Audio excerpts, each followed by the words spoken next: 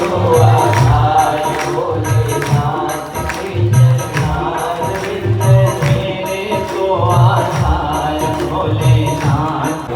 सती जी ने विचार किया कि ये तो महाकुंभ भी नहीं है इस समय, सारे देवता कहाँ जा रहे हैं। अच्छा, कुछ लोग ऐसे भी होते हैं कि दूसरों की पीड़ा में उनको बड़ा आनंद आता है ना। देवताओं को भली भांति पता है कि भोले बाबा को निमंत्रण नहीं मिला है, फिर भी जानबूझ के कैलाश के ऊपर से विमान लेके जा रहे हैं।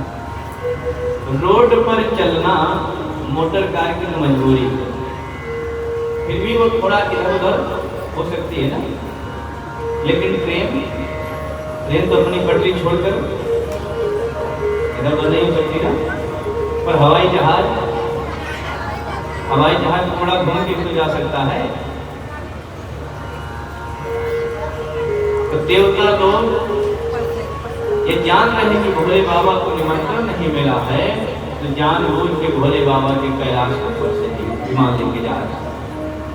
सती जी ने इशारे में पूछा कि बहन आप कहाँ जा रहे हो।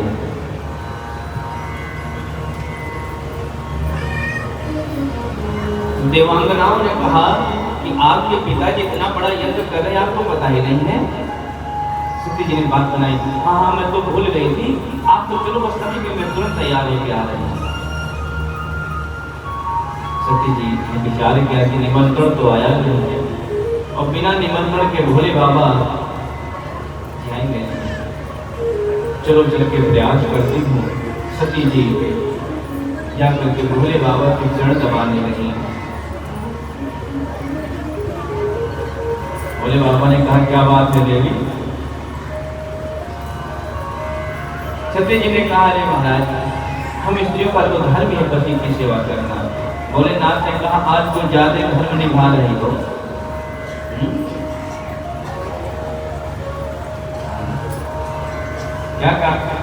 क्या बात है, सही सही बताओ। तब सती जी डरते हुए बोली, स्वामी आपके ससुर जी एक बहुत विराट यज्ञ कार्यक्रम किए थे। अच्छा, वैसे माताओं के मायके की बात चले तो हर वाक्य में वो मेरे शब्द का प्रयोग करते हैं। मेरे मायके में तो ऐसा है, मेरे मायके में मेरे। लेकिन आज सती जी मेरे नहीं कह रहे हैं, कह रहे हैं आपके ससुर जी, मेरे पिताजी नहीं। आपके ससुर जी एक विराट यज्ञ का आयोजन किए थे और यदि आज्ञा हो तो हम आप भी चले। भोले बाबा ने कहा देवी बात तो सही है, पर निमंत्रण तो आया नहीं है, कैसे चला जाए। सती जी ने कहा प्रभु पिता के घर में निमंत्रण की आवश्यकता, आपने तो कथा में सुनाया है कि 4 जगह बिना बुलाए जाना चाहिए। गुरु के घर और प्रभु के घर, पिता के घर और मित्र के घर। यदि कोई उत्सव हो रहा हो अब आपको निमंत्रण नहीं मिला तो आप बिना बुलाए भी जा सकते हैं। भोलेनाथ ने कहा बात सही है, लेकिन इन 4 जगहों में भी उन स्थानों पर नहीं जाना चाहिए जहां पर आपका कोई विरोध करने वाला हो। कदम विरोध मान जहां कोई, कहां गए कल्याण न होई। अगर आप जाओगे तो कल्याण नहीं होगा। भोले बाबा खूब समझाए और सती जी को समझ नहीं आया। भोले बाबा ने कहा ठीक है, जो आपकी इच्छा हो करें। सती जी घर की तरफ चल पड़ी। भोले बाबा समझ गए कि सती जी लौट कर आने वाली नहीं है, तो उनके जितने वस्त्र थे आभूषण थे सब बड़ों को दे करके कहा कि जाओ सती को सम्मान के साथ उनके घर छोड़ो जाओ। सब जय जयकार करते हुए सती जी को साथ लेकर चल पड़े। और जब सती जी अपने पिता के घर पहुंची तो दक्ष दास काहुन सन्मानी, किसी ने सती जी का सम्मान नहीं किया।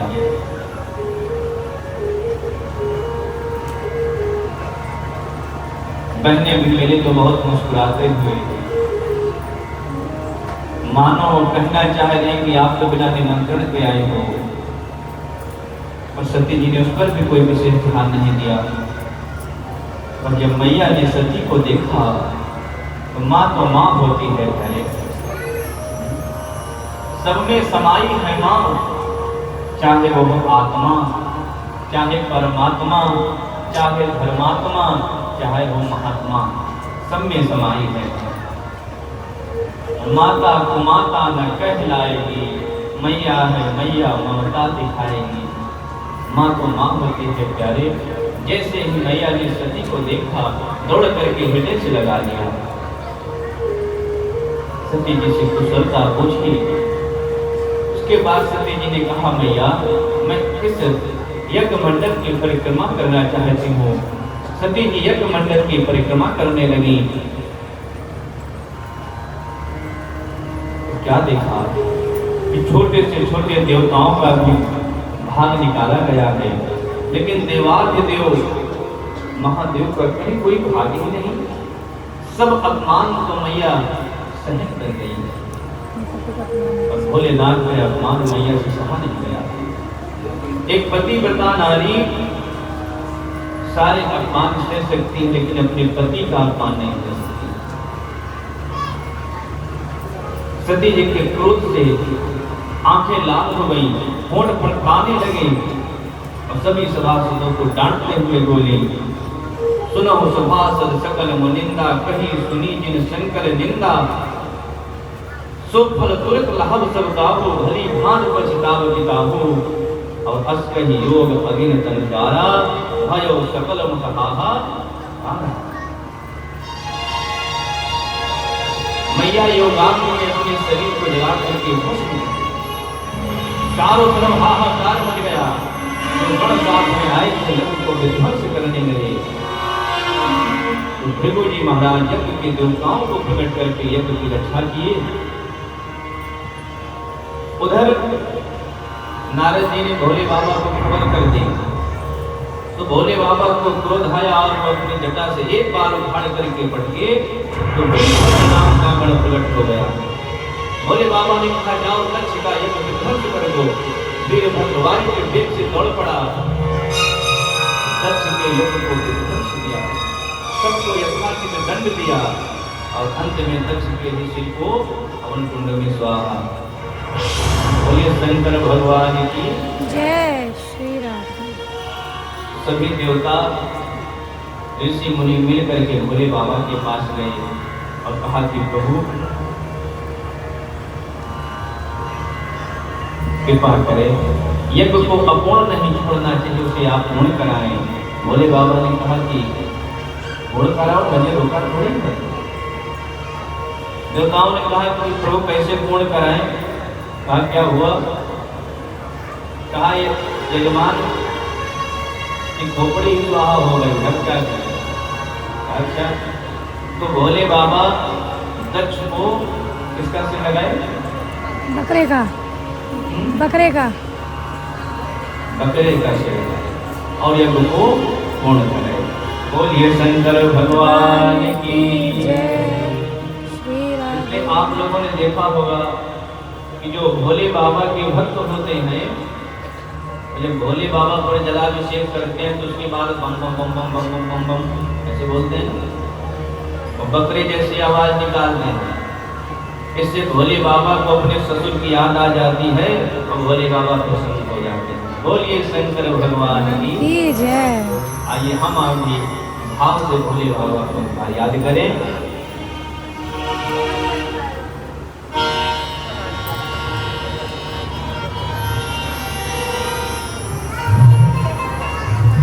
मेरे तो आधार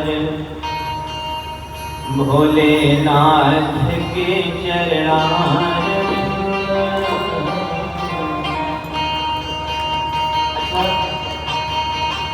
यहाँ पे कितने लोग हैं भोले बाबा के भगत में, वहां दक्ष के को पूर्ण कराया।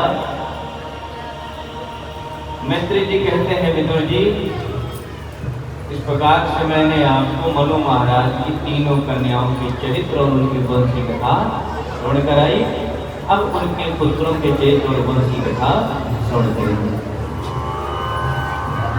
मनु महाराज के कितने पुत्र थे? दो, क्या क्या नाम था?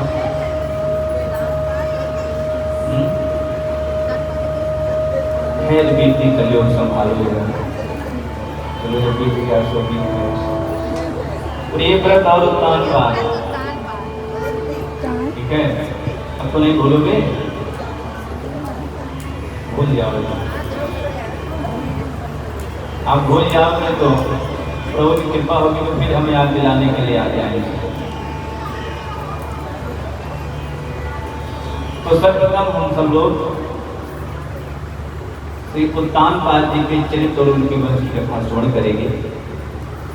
महाराज उत्तान पाद की दो पत्नियां थी, एक का नाम था सुनीति और दूसरी का नाम था सुरुचि। महाराज उत्तान पाद ने जब सूरज के साथ विवाह किया, सूरज को लेकर घर आए तो सूरज ने सुनीत को महल से बाहर करवा दिया और एक प्रकार से विचार करें तो हम आप सब उत्तान पाद ही हैं। कहा जो नीति के अनुसार अपने कार्य का निर्वहन करे वो है सुनीत, और जो अपनी रुचि के अनुसार मनमानी कार्य करे वो है सुरुचि। तो राजा उत्तान पाद ज्यादा किसकी बात मानते थे? सुरुचि की। तभी तो उसके कहने पर सुनीत को बाहर कर दिया। और हम आप ज्यादा किसकी बात मानते हैं? नीत की बात नहीं मानते हैं, अपनी रुचि के अनुसार जो मन माने, जो मन में आरोहित करते हैं ना। हाँ। समय आने पर दोनों को एक एक पुत्र हुआ। सुनीति माँ के गर्भ से ध्रुव जी का जन्म हुआ और सुरुचि माँ के गर्भ से उत्तम का जन्म हुआ। धीरे धीरे दोनों बालक बड़े हुए। एक दिन ध्रुव जी महाराज खेलते खेलते महल में पहुंच गए। उत्तान पाद ने जब परिचय प्राप्त किया तो दौड़कर अपने पुत्र को उठाकर गोदी में बैठा लिए। और सूरज ने जब ये दृश्य देखा तो दौड़ करके आई, ध्रुव जी का हाथ पकड़ के नीचे कर दिया। कहते इतनी हिम्मत कि तुम महाराज की गोदी में बैठे, इतना ही तुझे अभी गोदी में बैठने का शौक है तो जंगल में जाकर के भगवान की तपस्या कर, और जब भगवान प्रसन्न हो तो उनसे ये वरदान मांगना कि मुझे सूरज मां के गर्भ से जन्म। सज्जनों, यहाँ पर सूरज ने ना ही केवल ध्रुव जी का अपमान किया बल्कि भगवान का भी अपमान किया। ध्रुव जी महाराज रोते हुए घर को आए। सुनीति मैया ने जब ध्रुव जी को रोते हुए देखा तो हृदय से लगा लिया। कहा बेटा किसने तेरा अपमान किया है, क्यों रो रहे हो? कंठावरुद्ध होने के कारण ध्रुव जी तो कुछ न बोल पाए। कंठावरुद्ध समझते हैं? न पता हो तो बताएं, अगर पता हो तो ऐसे ऐसे करो, नहीं पता हो तो ऐसे ऐसे करो। पता है? नहीं।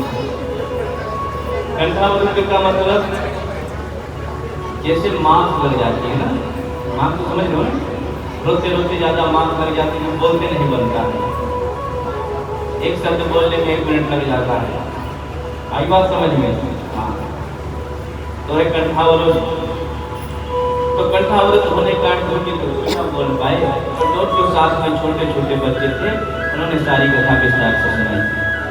सुनीति मैया ने कहा लगा उसने तुझे दुर्भाग्य की संतान कहा, अभाग्य की संतान कहा, तो क्या गलत कह दिया?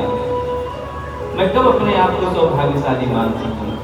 देखो मैं तो तुझे सही से तेरे पिता का परिचय नहीं बता सकी और उसने तो परम पिता का परिचय बता दिया।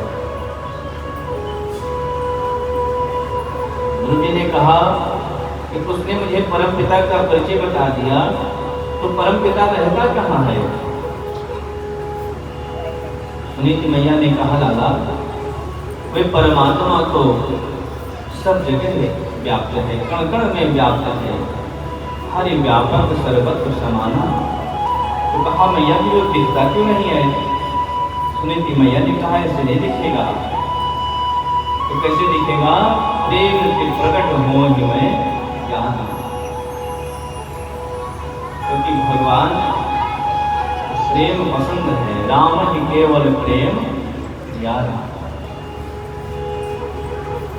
इसके लिए तुम जाओ जंगल में तपस्या करो, भगवान की आराधना करो, साधना करो, फिर किसी गुरु की कृपा से परमात्मा कहीं से भी आपको दर्शन देंगे।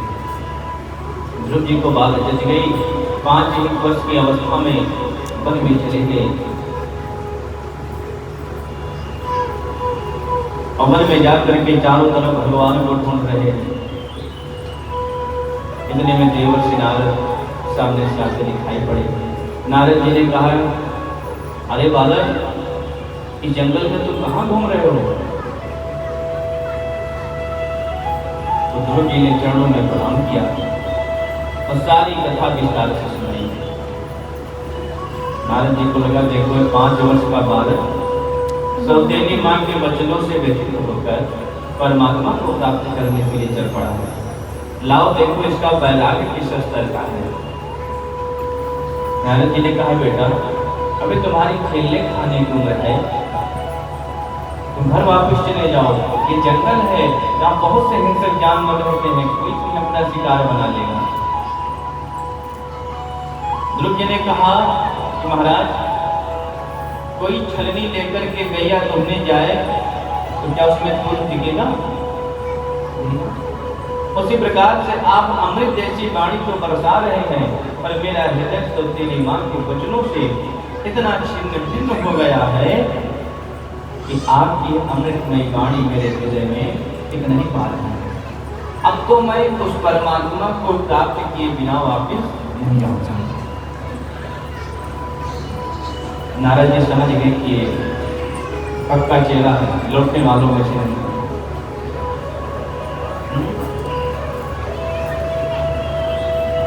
नारद जी ने कहा, बेटा मुझे विश्वास हो गया, तुझे अवश्य परमात्मा दर्शन देंगे। 12 अक्षर मंत्र का उपदेश दिया। तो कहा, जा करके मोक्षदायिनी यमुना जी में स्नान करके श्रीमद का जप करना। ध्रुव जी महाराज यमुना जी में स्नान करके मधुबन में तपस्या करने लगे। तपस्या प्रारंभ हो गई। पहले महीने में 3 दिन में केवल 1 बार फलाहार करते हैं। दूसरा महीना लगा तो 6 दिन में केवल 1 बार वृक्षों के पत्तों को खाते हैं। तीसरा महीना लगा तो नियम और कठोर कर दिया। 9 दिन में सिर्फ 1 बार यमुना जी का जल ग्रहण करते। चौथा महीना लगा तो नियम और कठोर कर दिया। अब तो 12 दिन में सिर्फ 1 बार वायु का आहार लेते। और 5वां महीना लगा तो पैर के अंगूठे के बल खड़े होकर ऐसा प्राणायाम चढ़ाया कि समस्त प्राणियों की प्राण वायु को अवरुद्ध कर दिया। सारे देवता घबरा गए, भाग के नारायण भगवान के पास पहुंचे। प्रभु रक्षा करो। भगवान नारायण ने कहा, चिंता मत करो, मेरा एक भक्त तपस्या कर रहा है। भगवान गरुड़ पर आरूढ़ होकर के दौड़ पड़े। मैत्री मुनि कहते हैं, विदुर जी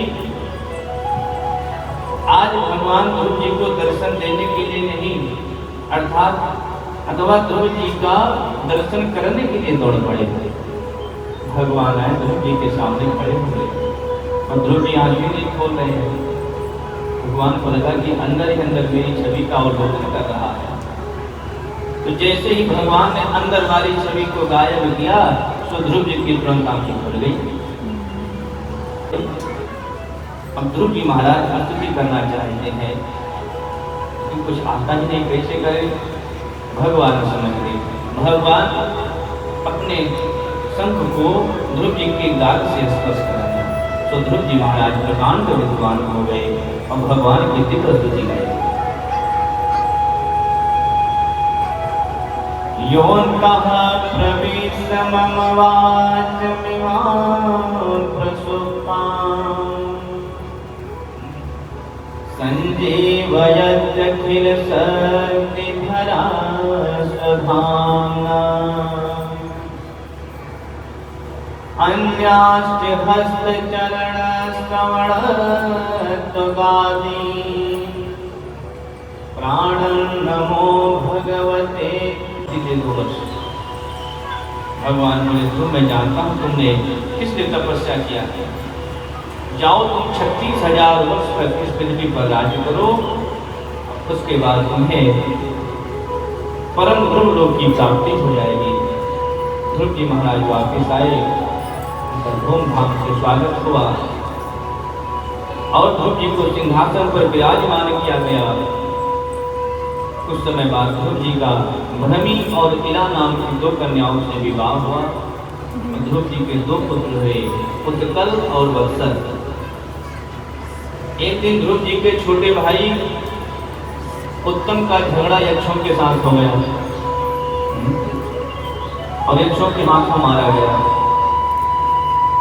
उत्तम की मैया सुरुचि वह अपने बच्चे की खोज में निकली तो भी जंगल की दावाग में जल करके भस्म हो गई।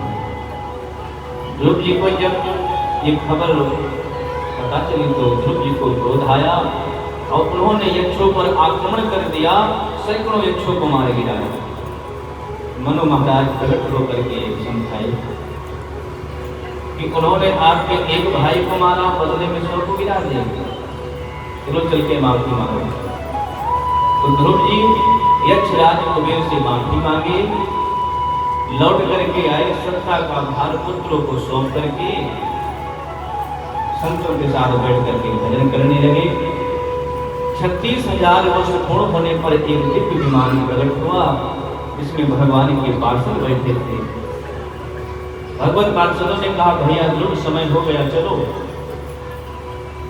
ध्रुव जी महाराज जैसे विमान की ओर बढ़े तो मृत्युदेव प्रकट हो गए। मृत्युदेव ने हाथ जोड़ करके कहा प्रभु ये मृत्यु लोक है, पहले मुझे स्वीकार करो फिर प्रेम से जाओ। ध्रुव जी ने कहा अवश्य। मृत्युदेव को बुला करके विमान के पास बिठाया और मृत्यु के स्तर पर पैर रख करके जाके ध्रुव जी महाराज विमान में बैठे। बोलिए भक्तवत्सल भगवान की भक्ति में ये शक्ति है कि ध्रुव जी ने कहा क्या बताऊं, जल्दी जल्दी में तो मैं अपनी मैया को ही भूल गया। भगवत पार्षदों ने कहा जिस कुल में तुम जैसा पुत्र जन्म ले ले उस कुल की एक नहीं 21 पीढ़ियां कर जाती हैं। उस सामने देखो विमान में आपकी मैया ही जा रही है। ध्रुव जी महाराज प्रसन्न हो गए और भगवान ने ध्रुव जी को एक लोक ही प्रदान कर दिया। ध्रुव संगलानी जप्यो हरिनाम आयो अचल अनुपम। आज में ध्रुव लोक के नाम से जाना जाता है। ओ हे भक्तवत्सल भगवान की। आगे चलकर इन्हीं ध्रुव जी के वंश में परम धर्मात्मा महाराज अंग हुए। अंग के बेटा हुए बेन। महाराज बड़े धर्मात्मा थे, लेकिन उनका पुत्र ठीक उनके विपरीत बड़ा ही नास्तिक अनीश्वरवादी, न भगवान को माने, न संतों को माने, न पूजा पाठ में विश्वास थे। अपने पुत्र के इन दुर्गुणों से व्यथित होकर एक दिन महाराज अंग ने राज्य को छोड़ करके पास की एक गुफा में जाकर छिप गए। सुबह हुई तो सैनिकों ने घोड़े दौड़ाए पर महाराज का कोई पता नहीं चला। छूटे तन मन छूटे, न छूटे तन मन छूटे, श्वासकार अटकी गयो तन में, श्वासकार अटकी गयो तन में, श्वासकार अटकी गयो तन में, श्वासकार अटकी गयो तन में, मौका दे गई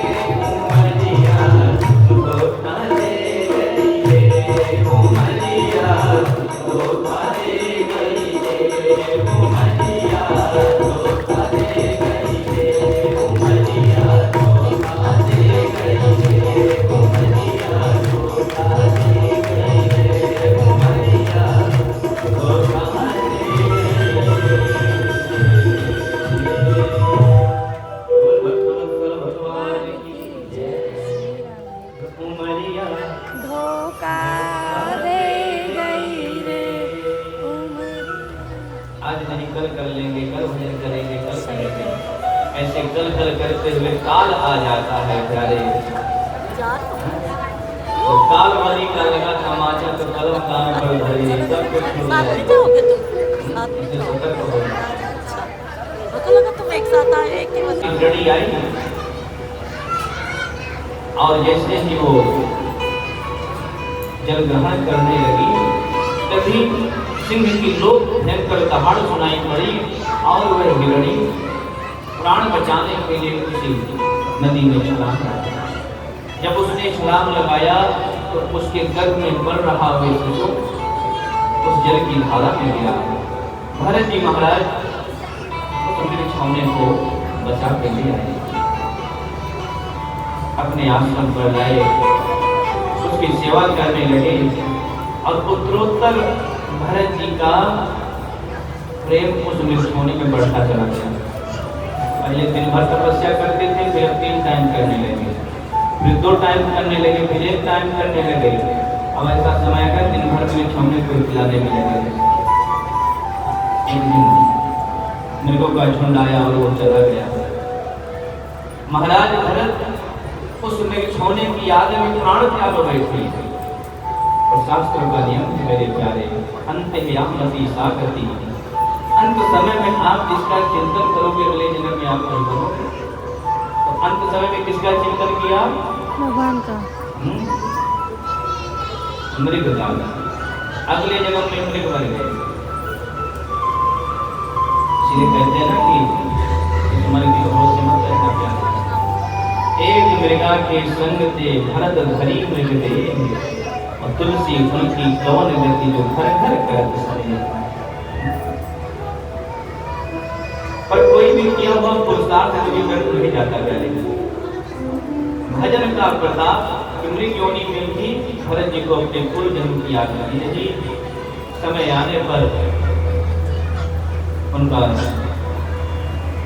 वे शरीर भी छूटा और तीसरा जन्म उनका एक अंगिरा गोत्र में ब्राह्मण परिवार में हुआ।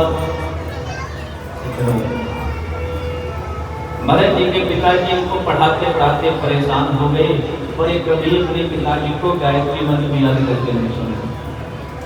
आता सब कुछ था, जानबूझ के नहीं सुनाते। बचपन से ही लोगों की नजरों में पागल मूर्ख और बहरी के समान अपने आप को प्रस्तुत करने लगे। ऐसा क्योंकि 2 जन्मों में उन्होंने देख लिया था अपना बन करके। तो कहा जब हम इस संसार वालों के काम के देंगे तो संसार वाले हमारे पीछे पड़े रहेंगे। तो हम किसी के काम के नहीं रहेंगे तो कोई हमको पूछेगा नहीं, तो भजन करूँगा। तो जानबूझ कर नहीं सुनाते।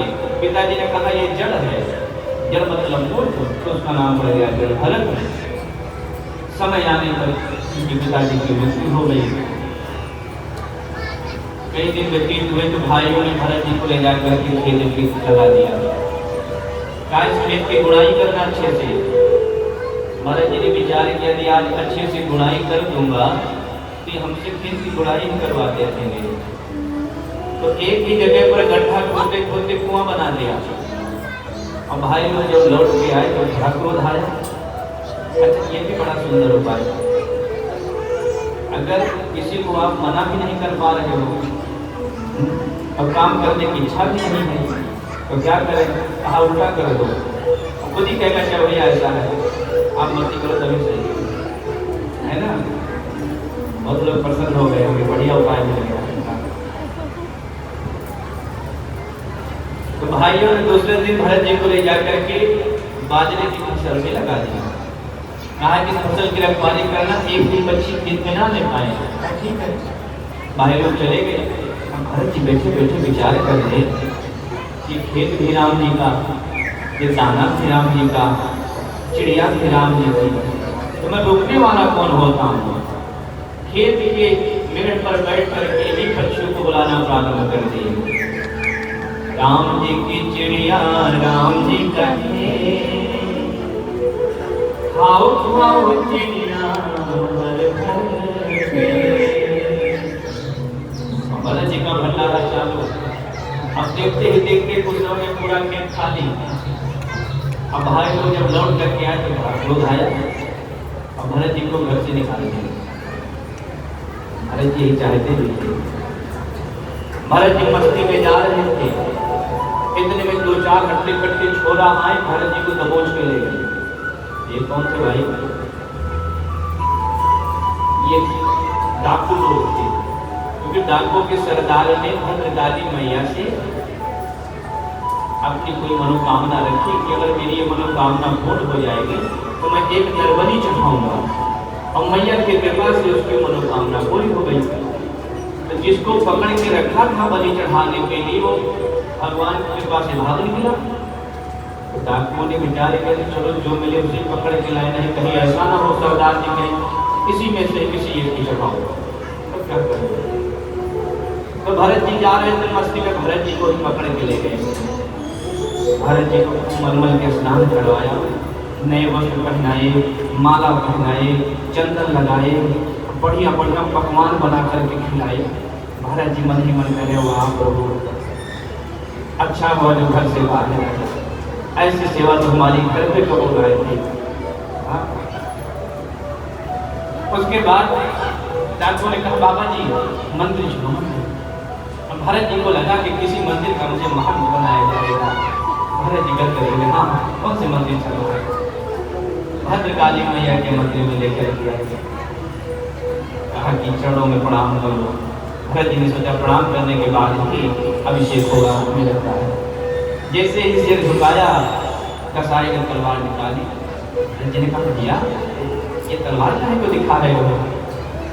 सरदार ने कहा बाबा जी जो माल हुआ काट के आ है वो फ्री में नहीं था। जैसे अभी तक आपने हंसते हुए सब स्वीकार किया ना, इसे भी एकदम प्रसन्न चित्त होकर के स्वीकार करो। भरत जी ने मन में सोचा स्वीकार करेंगे तब करना पड़ेगा, नहीं करेंगे तब नहीं करना पड़ेगा। मैया के चरणों में इसे रख दी। अब भद्रकाली मैया ने विचार किया कि आज यदि एक निर्दोष ब्राह्मण की हत्या मेरे चरणों में हो जाएगी तो ये माँ सत्य कलंकित हो जाएगा, कोई माँ नहीं कहेगा। जैसे ही कसाई ने प्रहार करना चाहा, भद्रकाली मैया प्रकट हो गई और उसके हाथ से तलवार छीन करके जितने लोग खड़े थे सबके सर को सलग कर दिया। भरत जी बड़ी देर तक सिर झुकाए रहे कि अब तलवार गिरे, अब तलवार गिरे। बड़ी देर हो गई तो कहा क्या हुआ? आंख खोल करके देखे तो जो सिर अलग करने के लिए खड़े थे उन्हीं के सिर गेंद की तरह इधर डोल रहे थे। भरत जी महाराज समझ गए सब मेरी मैया की कृपा है, हाथ जोड़ करके मैया की दिव्य स्तुति करें। पृथिव्यां पुत्रास्ते जननी बहवा सन्ति सरला, परम तेषां मध्ये विरलतरलों तव सुता। शांति बनाते हैं, कथा श्रवण करेंगे। भरत जी महाराज विचरण कर रहे थे। एक दिन राजा रघुगण पालकी में बैठ कर कहीं जा रहा था। अचानक किसी एक कहार की तबीयत खराब हो गई। कहार ने शिकायत किया सरकार, एक कहार की तबीयत खराब हो गई, अब क्या करेंगे? भरत जी ने कहा, राजा रघुगण ने कहा जो मिल जाए उसे पकड़ के लगा लो। और सामने से भरत जी आते हुए दिखाई पड़े। भरत जी को एक पकड़ के चलो कंधे कंधा लगा लो। बेचारे भरत जी सीधे सामने पालकी में लगे। बड़े दयालु होते हैं। रास्ते में कोई चींटी मिलती तो भरत जी उछल पड़ते, और जब भरत जी उछलते तो राजा का सिर पालकी में टकराता। एक बार हुआ बीच में कोई चींटा मिला, फिर भरत जी उछल पड़े, फिर राजा का सिर टकराया पालकी में। बड़ा क्रोध आया। तीसरी बार फिर जब भरत जी उछले राजा का सिर टकराया तो क्रोध आया। अरे तुम सबको भी चलना नहीं आता है, ठीक से चलना सीख लो, नहीं तो मैं तुम्हारी चाल ठीक के देता हूँ। कहारों ने कहा सरकार कौन सा बच्चे से चलने जो नया वाला है ना यही कुछ उछल के चल रहा है। राजा रघुगण ने कहा तुम अपनी चाल सुधार लो, नहीं तो जिसके दंड मान यमराज जन समुदायों के किए हुए कृत्य का फल देते हैं, वैसे तुम्हारी चालों में भी सुधार दे देगा। फिर बाद भरत जी ने राजा रघुगण ने कही तो भरत जी ने पालकी रख दी। तो कहा सरकार आप किसे मारने की बात कर रहे हैं? मेरा ना तो जन्म होता है ना मृत्यु होती है, और ये सुख दुख आदि कोई द्वंद्व मुझे प्रभावित भी नहीं करते। जब ये बात राजा रघुगण ने सुनी तो उनको लगा कि साधारण व्यक्ति नहीं है। जब पालकी से बाहर देखा तो राजा रघुगण ने देखा कि भरत जी के कंधे पर एक मोटा सा शरीर, तो तुरंत पालकी से कूद पड़े और भरत जी के चरणों से निपट गया, मुझे क्षमा करना, मुझसे अपराध हो गया। भरत जी ने कहा चिंता मत करो। राजा रघुगण ने कहा सरकार मैं इस संसार में किसी से भी नहीं डरता। एक बार काल भी आ जाए तो मैं उससे दोनों हाथ कर लूंगा। जब डरता हूँ तो केवल विप्र श्राप से, ब्राह्मण के क्रोध से, क्योंकि विप्र श्राप से तो सारा ही कष्ट होगा। इंद्रियों को कष्ट होगा तो मन को कष्ट होगा। मन में जब कष्ट होगा तो क्या आत्मा को कष्ट नहीं होगा? फिर भरत जी ने कहा राजा हो तो तुम महामूर्ख, वो कैसे मारा? कहा आपने जो उदाहरण दिए हैं ये सब सावयव पदार्थ है। सावयव पदार्थ जिसे कहते हैं, जिसे देखा जा सके, छुआ जा सके। तो कुकर है, जल है, आग है, चावल है, इनको हम देख सकते हैं, छू सकते हैं। लेकिन आत्मा तो निर्वय है। क्या कोई आत्मा का आकार बता सकता है? क्या कोई आत्मा का रंग बता सकता है? आत्मा तो आकाशवत है प्यारे।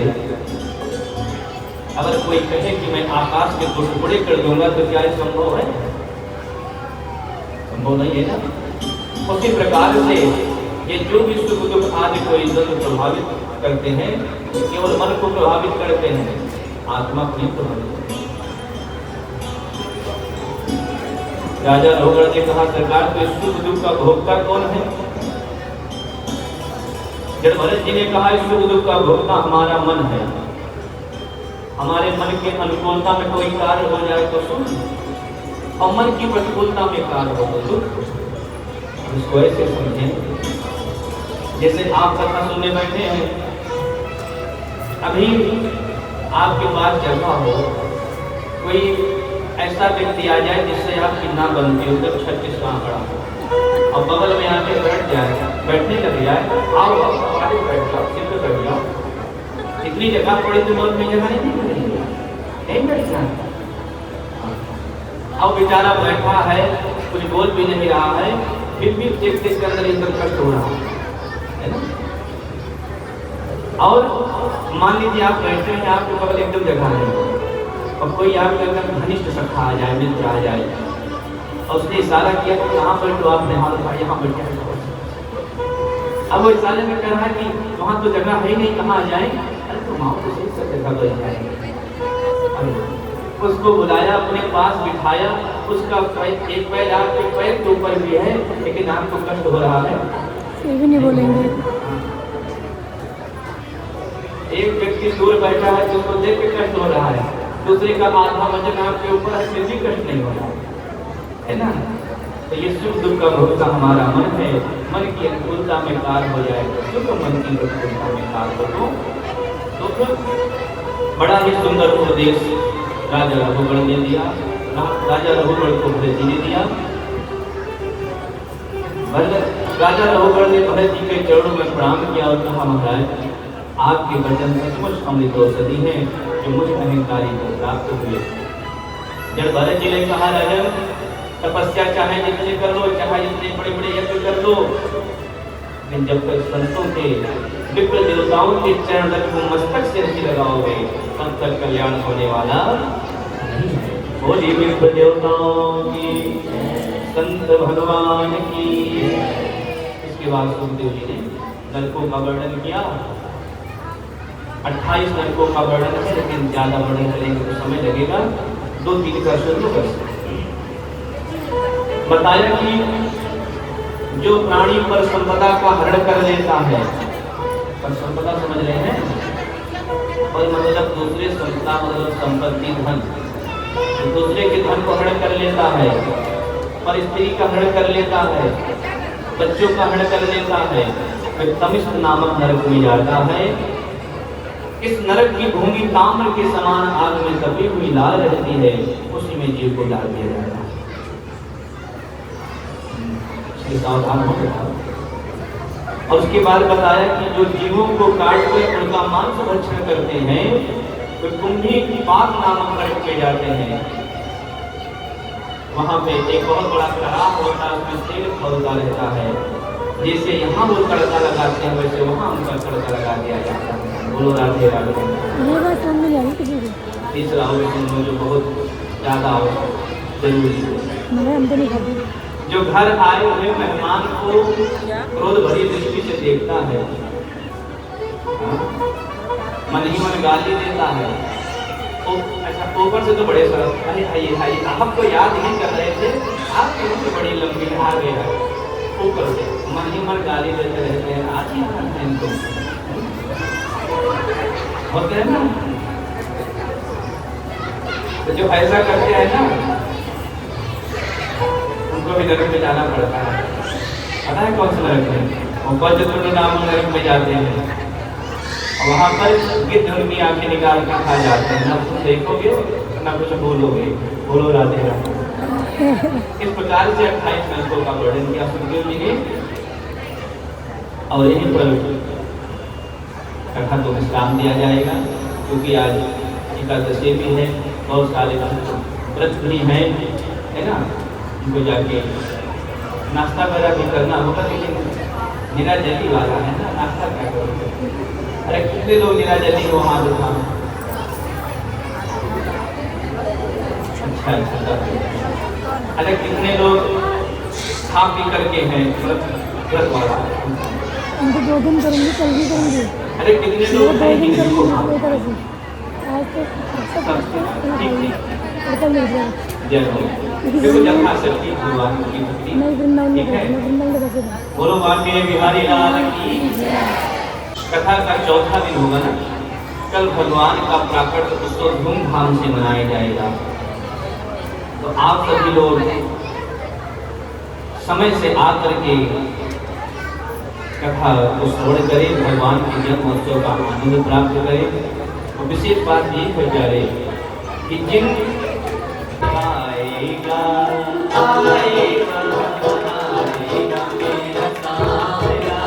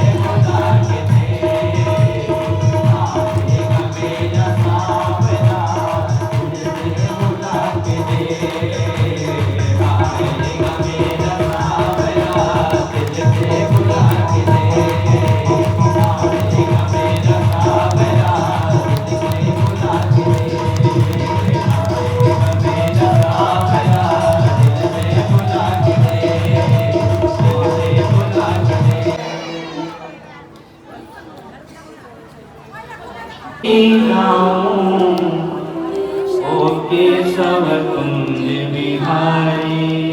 मैं आरती तेरी गाऊं, ओ केशव कुंज बिहारी। मैं नित नित शीश नवाऊं, ओ मोहन कृष्ण मुरारी। मैं नित नित शीश नवाऊं, ओ मोहन कृष्ण मुरारी। मैं आरती तेरी गाऊं, ओ केशव कुंज बिहारी। मैं आरती तेरी गाऊं, ओ केशव कुंज बिहारी। है तेरी छवि अनोखी, ऐसी ना दूजी देखी।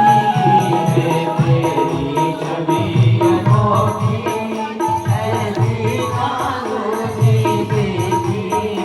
है तेरी छवि अनोखी, ऐसी ना दूजी देखी। है तेरी छवि अनोखी, ऐसी ना दूजी देखी। तुम ताना सुंदर कोई, ओ मोर मुकुट बनवारी। ताना सुंदर कोई, ओ मोर मुकुट गिरधारी।